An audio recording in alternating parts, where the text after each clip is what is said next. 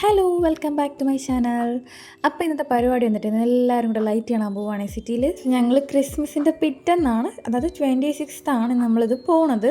കാരണം ക്രിസ്മസിൻ്റെ അന്നോ ന്യൂ ഇയർ അടുപ്പിച്ചോ പോയാൽ നല്ല പണി കിട്ടുമെന്ന് അറിയാമെന്നുള്ളതുകൊണ്ടാണ് നമ്മൾ ഇങ്ങനെ ഒരു ടൈം സെലക്ട് ചെയ്ത് വെച്ചിരുന്നത്. 5:30 കഴിഞ്ഞിട്ടുണ്ടായിരുന്നുള്ളൂ, പക്ഷേ ഇതാ ഇപ്പോൾ ഇവിടെ നിന്ന് തിരക്കുണ്ടായിരുന്നു ചെറിയ രീതിയിലൊക്കെ. ഇതൊക്കെ കഴക്കൂട്ടം കഴിഞ്ഞിട്ടേ ഉണ്ടായിരുന്നുള്ളേ. ഞങ്ങൾ വീട്ടിൽ നിന്ന് ചായയും കാര്യങ്ങളൊക്കെ കുടിച്ചിട്ടാണ് ഇറങ്ങിയിട്ടുണ്ടായിരുന്നത്. അപ്പോൾ പിന്നെ ചായ കുടിക്കാൻ അങ്ങനെയൊന്നും നിർത്തിയിട്ടുണ്ടായിരുന്നില്ല. ഇവിടെ അതിനിടയിൽ എന്തൊക്കെയോ കോപ്രായങ്ങൾ കാണിക്കുന്നുണ്ടേ. പിന്നെ ഞാൻ അകത്ത് കിടന്ന് കാണിക്കുന്നതൊക്കെ കാണിച്ചോട്ടെ, പുറത്തിറങ്ങുമ്പോൾ ശ്രദ്ധിച്ചാൽ മതിയല്ലോ. ഞങ്ങളവിടെ ഉമ്മ വരാറില്ല, അതിൻ്റെ റീസൺ ലാസ്റ്റ് പറയാവേ. പിന്നെ അത് നിങ്ങൾക്ക് പുറത്തൂടെ നോക്കുമ്പോൾ തന്നെ മനസ്സിലാവും. ബ്ലോക്ക് കനകക്കുന്ന് പാലസിലാണ് കേട്ടോ ഈ ലൈറ്റും കാര്യങ്ങളും സെറ്റ് ചെയ്ത് വെച്ചിട്ടുണ്ടായിരുന്നു. നമ്മൾ 7 അയലത്ത് പോലും എത്തിയിട്ടില്ല, പക്ഷേ ഇപ്പോഴേ ബ്ലോക്ക് തുടങ്ങിയിട്ടുണ്ടായിരുന്നു. അപ്പോഴത്തേക്കും തന്നെ അത് നേരെ ഇരുട്ടി തുടങ്ങി.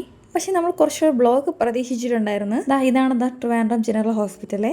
പിന്നെ ഇത് നമ്മുടെ തിരുവനന്തപുരത്ത് പാളയത്തുള്ള AKG സെൻ്ററാണേ. പുതിയ ഞാൻ ഇതുവരെ കണ്ടിട്ടില്ല, കറക്റ്റ് എനിക്ക് അറിയത്തില്ല കേട്ടോ എവിടെയാണെന്ന്. ആ പാലത്തിലെ ലൈറ്റ് സെറ്റിംഗ് കണ്ടോ, സൂപ്പർ ആയിട്ടില്ലേ.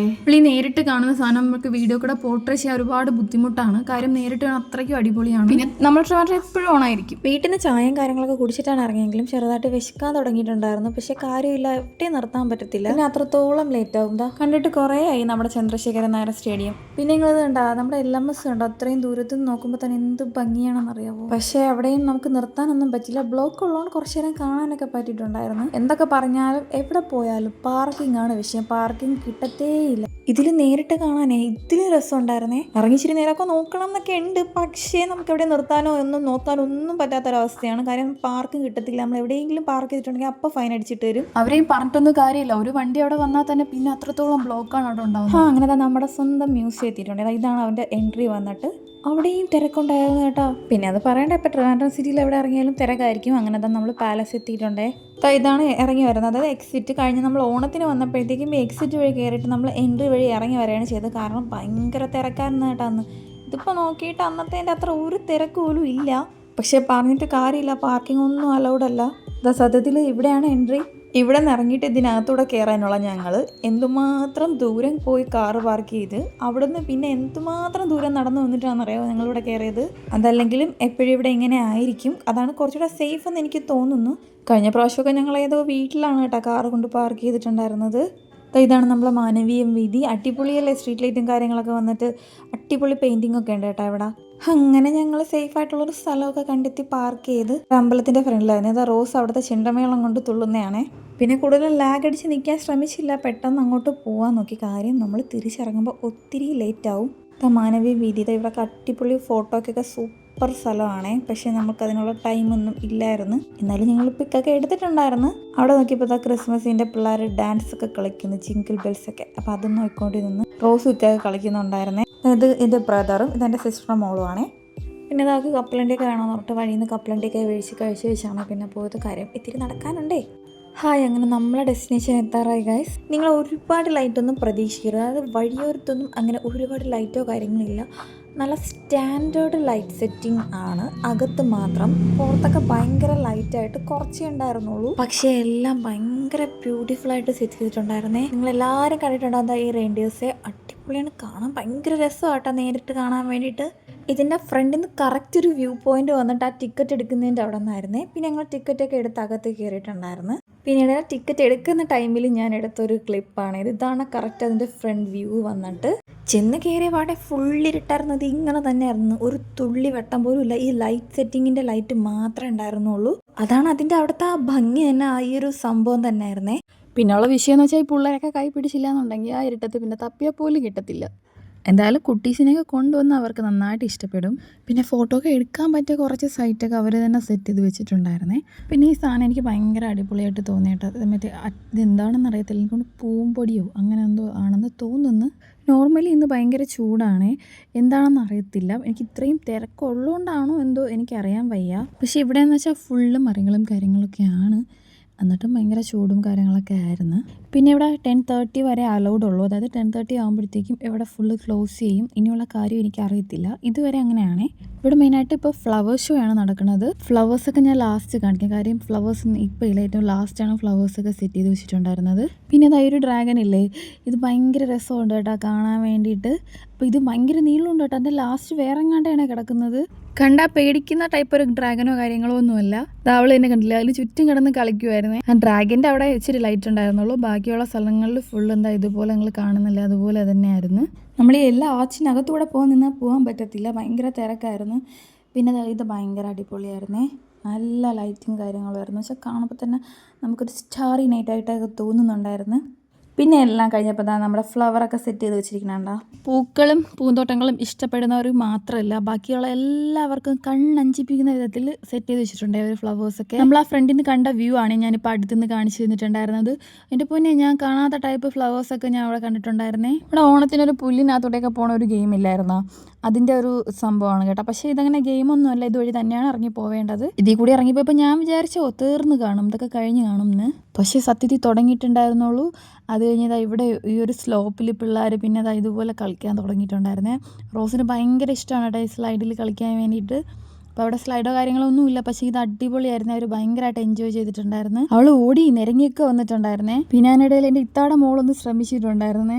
പിന്നെ അവസാനം അവൾക്ക് ഇറങ്ങാനും കയറാനും പറ്റാതെ അവിടെ പെട്ടു. അവളെ പിടിച്ച് ഇറക്കുവാണേ. പിന്നെ റോസ് എത്ര വിളിച്ചിട്ടും വരുന്നുണ്ടായിരുന്നില്ല, കാര്യം ടൈം പൊക്കോണ്ടേ ഇരിക്കുകയായിരുന്നു. പിന്നെ എങ്ങനെയെങ്കിലുമൊക്കെ പിടിച്ച് വലിച്ചുകൊണ്ടൊക്കെ പോയി. അപ്പോഴത്തേക്ക് അവൾക്ക് വെള്ളം ദാഹിച്ച് അവിടെ വെള്ളമൊക്കെ സെറ്റ് ചെയ്ത് വെച്ചിട്ടുണ്ട്. അപ്പോൾ വെള്ളമൊക്കെ കുടിച്ച് പിന്നെയും ഫ്ലവേഴ്സ് കാണാൻ വേണ്ടി നിങ്ങൾ നടക്കാൻ തുടങ്ങി. നമ്മളെന്തായാലും ഇതുവരെ കാണാത്ത പൂക്കളൊക്കെ അവിടെ കാണാൻ പറ്റും. നമ്മൾ വിചാരിക്കും ഇങ്ങനെയൊക്കെ പൂക്കളുണ്ടായിരുന്നു. ചിലതൊക്കെ തൊട്ട് നോക്കിയിട്ട് ഞാൻ വിചാരിച്ചു ഇതെന്താ പ്ലാസ്റ്റിക് കാണും, പക്ഷേ പ്ലാസ്റ്റിക്കൊന്നുമല്ല, എല്ലാം ഒറിജിനലായിരുന്നേ. നമുക്ക് മേടിക്കാൻ പറ്റാതെ എനിക്ക് തോന്നുന്നു ലാസ്റ്റാണ് ആ സംഭവം മേടിക്കാൻ പറ്റുന്നത്.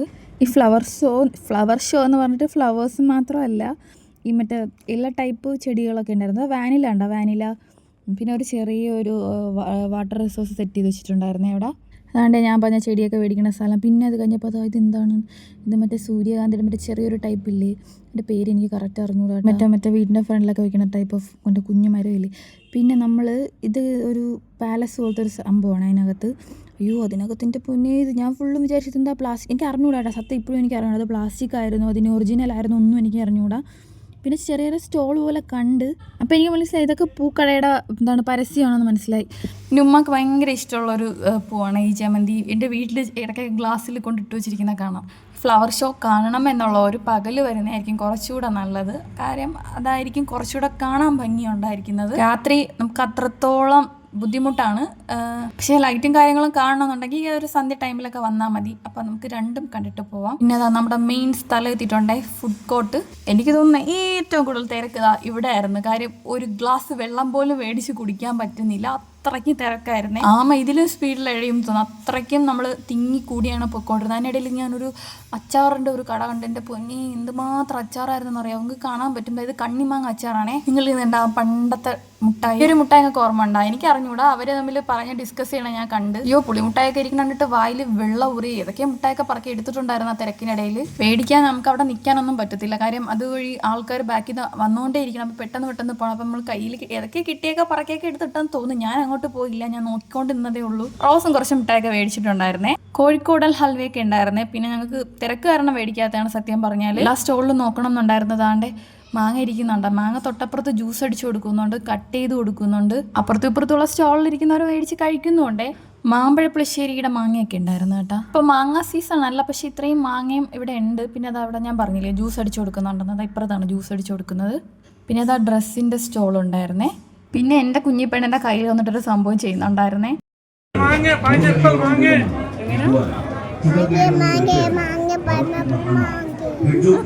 സത്യത്തിൽ ഇങ്ങനെയുള്ള യാത്രകൾ അവളാണ് എൻജോയ് ചെയ്യണത്. പിന്നെ ഞാൻ ആദ്യമായിട്ടാണ് ഇത്രയും ക്യാഷ് ഇതാ ഇങ്ങനെ ചുട്ടുവാരിയിട്ടിരിക്കണം ഞാൻ കണ്ടത്. ഒരു ചാക്ക് നിറച്ചുകൊണ്ടായിരുന്നു. ഞാൻ റോസിനെ പറഞ്ഞ് പേടിപ്പിച്ചിട്ടുണ്ട് അത് വെച്ചാണെന്ന് പറഞ്ഞിട്ട്, അല്ലെങ്കിൽ അവൾ അതും വാരിക്കൊണ്ട് ഓടി. പിന്നെ എന്താ നമ്മൾ ഇഗ്വാന എടുത്ത് കുറച്ച് നേരം പോയി നിന്നിട്ടുണ്ടായിരുന്നേ.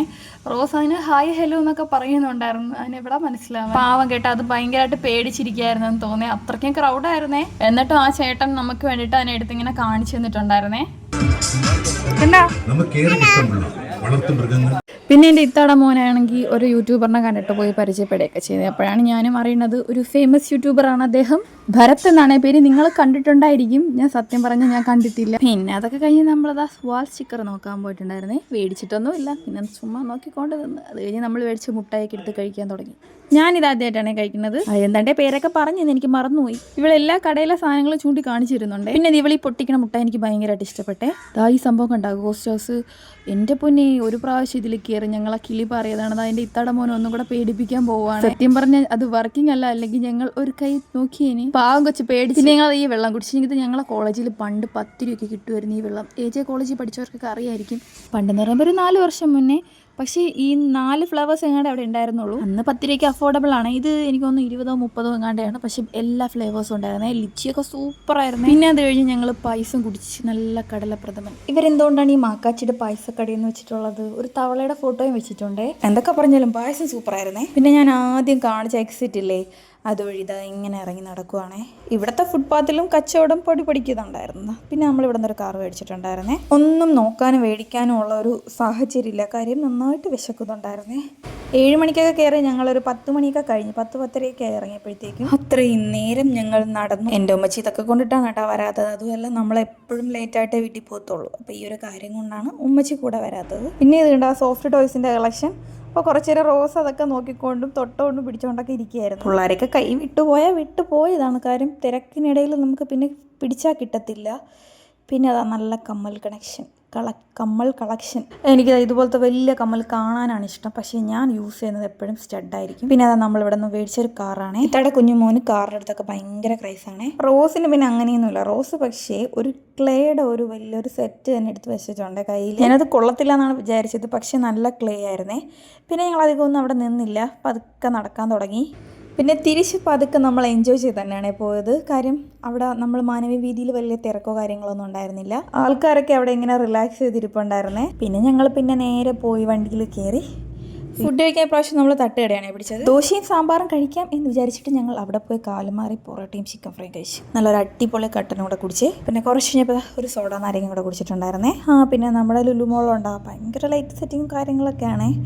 എന്തോ ഓഫർ കാര്യങ്ങൾ തുടങ്ങിയിട്ടുണ്ട് 50%. ഇയറിൻ്റെ സെയിലാണേ. ഞങ്ങൾ നല്ല ക്ഷീണിച്ചുകൊണ്ട് പിന്നെ എങ്ങോട്ടും കയറാൻ നിന്നില്ല, നേരെ വീട്ടിലോട്ട് വെച്ചുവിട്ട്. അപ്പോൾ ഇതുപോലുള്ള കൂടുതൽ വീഡിയോസിനായിട്ട് ഈ ഒരു ചാനൽ സബ്സ്ക്രൈബ് ചെയ്ത് സപ്പോർട്ട് ചെയ്യണേ. അപ്പോൾ ശരി, അപ്പോൾ അടുത്തൊരു വീഡിയോ ആയിട്ട് കാണുന്നവരെ ടാറ്റാ ബൈ.